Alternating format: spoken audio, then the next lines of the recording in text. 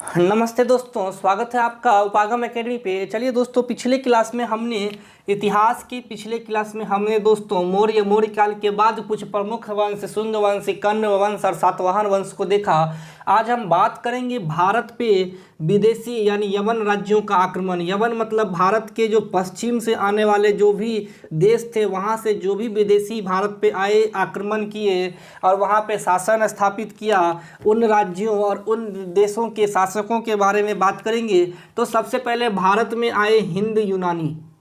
हिंद यूनानी कहने का मतलब होता है सर, भारत के पश्चिम में बहती थी सिंधु नदी, जिसको ईरानी बोलते थे हिंदू, और इसी से बना हिंद। यहाँ रहने वाले लोगों को हिंद बोला। और यहीं पर ईरान के नीचे एक देश है दोस्तों, यूनान, जिसकी राजधानी थी एथेंस।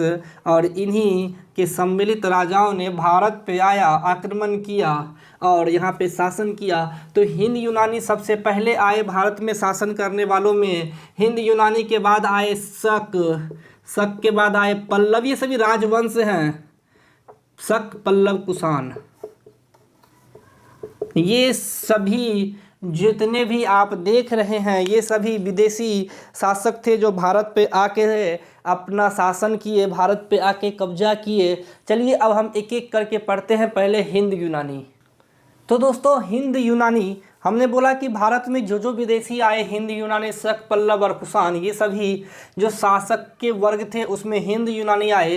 तो दोस्तों हुआ क्या था कि हमने बोला था क्या, मेगास्थनीज के जो उत्तराधिकारी था, मेगास्थनीज के बाद भारत में शासन किसने किया था? सेल्यूकस निकेटर ने। और सेल्यूकस निकेटर ने भारत के बड़े भूभाग जो सिंधु नदी के पश्चिम छोर पे था, एंटियोकस प्रथम को दे दिया। ये सभी इतिहास में पाठ हैं, आपको उतना इम्पोर्टेंट नहीं है, हमने छोड़ दिया।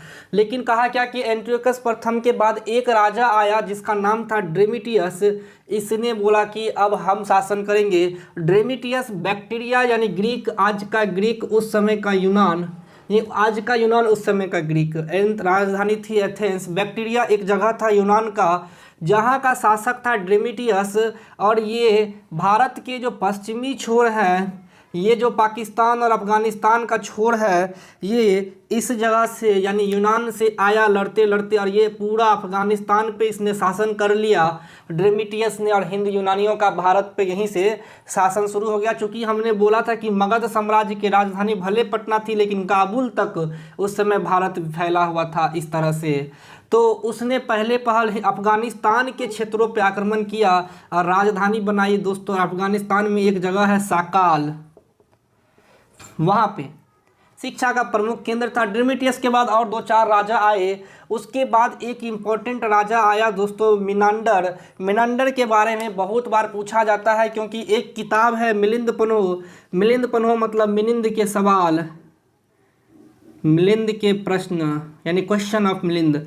मतलब बौद्ध धर्म में एक किताब है मिलिंद पन्हो, जो कि नागार्जुन और मिनांडर के बीच क्वेश्चन आंसर। मिनांडर ने बौद्ध धर्म की शिक्षा नागार्जुन से ली। नागार्जुन को शून्य का जनक माना जाता है भारत में। तो मिनांडर ने नागार्जुन से बौद्ध धर्म के बारे में जो सवाल किए, उन सवालों को मिलिंद पन्हो में लिखा। और हिंद यूनानियों ने बहुत मात्रा में सिक्के जारी किए, कांसा के, तांबा के और सोने के। सिक्कों में आपको हम एगो सातवाहन के लिए शीशा बोले थे। सबसे पहले सोने के सिक्के किसने जारी किए? तो हिंद यूनानियों ने। स्टार मार देना, ये क्वेश्चन अभी तक कम से कम 30+ बार पूछा जा चुका है। 1990 से शुरू करोगे और 2022 तक के किसी भी एग्जाम को अगर जोड़ा जाए, जहाँ इतिहास के सवाल होंगे, जहाँ इतिहास ने कभी अपना स्थान बनाया होगा, सबसे पहले सोने के सिक्के किसने जारी किए, शीशों के सिक्के किसने जारी किए और सर्वाधिक सोने के सिक्के किसने जारी किए, ये 3 क्वेश्चन अपना आधार बनाएगा। और गंधार शैली सर मूर्ति और मंदिर निर्माण की एक कला है, जिसको हम लोग गंधार कला बोलते हैं। यह एक स्थापत्य कला है, मतलब मूर्ति निर्माण की कला है। गंधार कला मतलब, गंधार अफगानिस्तान में एक जगह है जहां मूर्ति बनाने की हिंद यूनानियों ने एक कला विकसित की, उस कला को गंधार कला बोलते हैं। इसके बाद चलिए दोस्तों हम लोग पढ़ेंगे शकों के बारे में, क्योंकि हिंद यूनानियों के बारे में इतना पॉइंट काफ़ी है। चलिए दोस्तों, हिंद यूनानियों के बाद अब हम पढ़ेंगे शकों के बारे में। तो शकों के बारे में कहा जाता है कि शक जो थे वो पूर्वी ईरान से आए और कहाँ पर शासन किया, अफगानिस्तान के आसपास, सिंधु नदी और अफगानिस्तान के बीच में, अफगानिस्तान। ठीक है, ये क्षत्रप क्या था सर? भारत में शक राजा अपने आप को, भारत में शक राजा खुद को क्या बोलते थे? क्षत्रप। खुद को क्षत्रप कहते थे, खुद को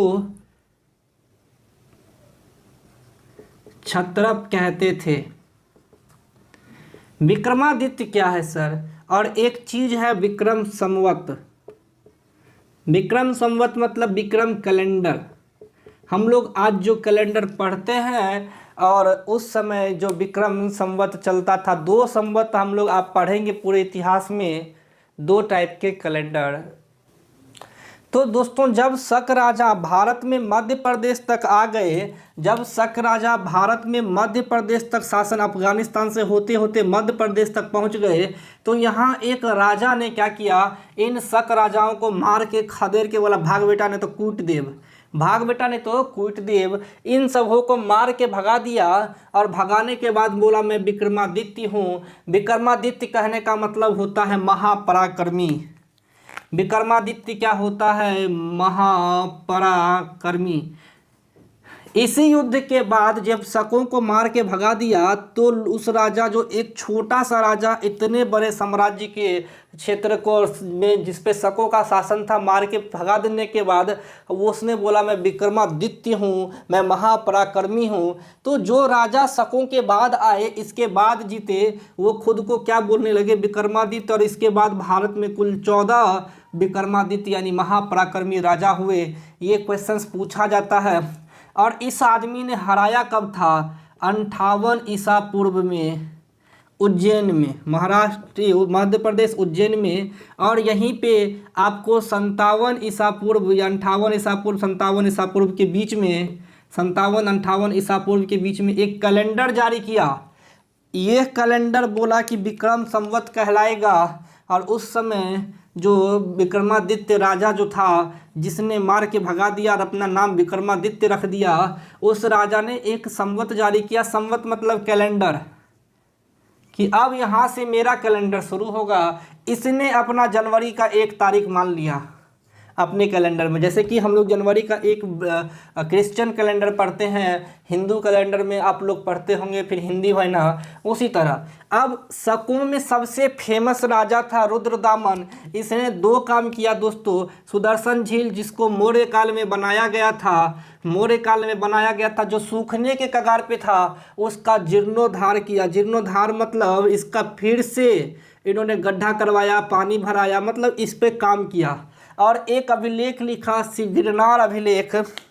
इसमें स्टार मार देना इस दोनों पॉइंट में, कि सुदर्शन झील का जीर्णोद्धार यानी फिर से रिकंस्ट्रक्शन कहलाता है। जीर्णोद्धार का मतलब रिकंस्ट्रक्शन। किसने करवाया? तो रुद्रदामन प्रथम ने। गिरनार अभिलेख, जो कि जूनागढ़ अभिलेख कहलाता है, यह दोस्तों संस्कृत भाषा का सबसे बड़ा अभिलेख है। संस्कृत भाषा का इम्पोर्टेंट क्वेश्चन है, लिख लेना, सबसे बड़ा अभिलेख गिरनार अभिलेख। ये आपका हो गया शक। अब हम आते हैं पल्लवों पे, क्योंकि हिंद यूनानी के बाद शक और शक के बाद आए थे पल्लव। चलिए दोस्तों, हमने अब हिंद यूनानी के बाद शक और शक के बाद हम पल्लव के बारे में पढ़ेंगे। तो पल्लव के बारे में बस एक लाइन याद रख लेना कि ये लोग भी शकों की तरह ईरान से आए थे। इसके बाद कुषाण भी ईरान से आए थे। मतलब आपको केवल और केवल हिंद यूनानी यूनान के थे, बाकी सब ईरान के पूर्वी और पश्चिमी भाग से आए थे। कुषाण वंश का संस्थापक कौन था? तो कुजुल कड़फिसिस। आप ये, और एक राजा था कनिष्क। बस ये 2 राजा का नाम याद रखिएगा, क्योंकि बहुत राजा थे कुषाण वंश में। हम 2 राजा इंपॉर्टेंट है जो एग्जाम में बार बार आता है। तो संस्थापक कुजुल कड़फिसिस था। बोला जाता है कि कुषाण वंश शैव धर्म को मानते थे, क्योंकि शुरू में जितने भी सिक्के मिले हैं, मोहर मिले हैं, सिक्के और मोहरों पे भगवान शिव और त्रिशूल के साथ चित्र हम जैसे तैसे बना दिए हैं। आप बस इसको, और यहाँ से निकलती है गंगा, भगवान शिव और त्रिशूल के साथ नंदी और शिवलिंग मिला है। इससे पता चलता है कि वो भगवान शिव और यानी शैव धर्म को मानते थे। नागार्जुन अब यहाँ भी थे, किसान वंश में भी आए। नागार्जुन जिन्होंने माध्यमिक सूत्र किताब की रचना की है और इसी में उन्होंने जो आइंस्टीन ने सापेक्षता का सिद्धांत दिया था वो पहले ही दे चुके थे। लेकिन क्या करें कि भारत के जो भी विद्वान थे विदेशी उन पर हावी हो गए और अपना नाम कमाया, केवल किया भारत के लोगों ने खोज ईसा पूर्व में। तो अब आते हैं कनिष्क के बारे में दोस्तों। कनिष्क ने शकों पे विजय जब प्राप्त की तो उन्होंने 78 ईस्वी में एक संवत चलाया जिसका नाम था शक संवत, जिसे कि विक्रम संवत विक्रमादित्य ने चलाया। इन्होंने सीधा रख दिया शक संवत। और आज भारत का जो कैलेंडर है, हिंदी कैलेंडर जो है, वो इसी शक संवत पे चलता है। स्टार मार देना कि भारत सरकार द्वारा अपनाया गया कैलेंडर। इतिहास में 2 कैलेंडर है जो भारत में है, एक विक्रम संवत, एक शक संवत। शक संवत भारत में अपनाया जाता है। अगर आज ईस्वी 2022 है, आप 78 जोड़ देना सर, 2000 कितना होता है, ये 2100 ना। अगर हिंदी कैलेंडर निकाल के देखना उसमें कितना साल हो रहा है, आप अगर हिंदी कैलेंडर निकाल के देखोगे तो वो शक संवत पे आधारित है। चतुर्थ बौद्ध संगीति कनिष्क के शासनकाल में हुआ था। हमने बोला था अका अक याद रख लेना। अका अक मतलब अजात शत्रु, काला शोक, अशोक और कनिष्क। हमने ट्रिक बताया चारों बौद्ध संगीति का। अश्वघोष राज कवि थे कनिष्क के। कनिष्क बाद में बुद्ध धर्म का बहुत बड़ा अनुयायी हो गया। और चरक जो कि राजवेद थे, कौन थे, राजवेद यानी कि डॉक्टर बोल सकते हो। इन्होंने बहुत सारे जड़ी बूटियों पर एक किताब लिखी है, चरक संहिता, जो जड़ी बूटी से उपचार पर आधारित है। और जो गंधार कला हिंदू यूनानियों ने विकसित की थी, इन्होंने गंधार कला के साथ साथ मथुरा कला भी विकसित की। और इसका वासुदेव जो थे आपको कुषाण वंश के अंतिम राजा थे। अंतिम राजा सीधा लिख देते हैं, कुषाण वंश के अंतिम राजा वासुदेव थे। तो आपको ये चारों हिंदी यूनानी शक पल्लव किसान खत्म हो गए। तो दोस्तों लगभग जितने पॉइंट थे इसमें हमने आज बता दिए हैं आपको। अगले लेक्चर्स में दोस्तों हम आपको गुप्त वंश के बारे में पढ़ाएंगे। आज के लिए दोस्तों इतना ही। अगले क्लास में हम गुप्त वंश की जानकारी देंगे। धन्यवाद दोस्तों।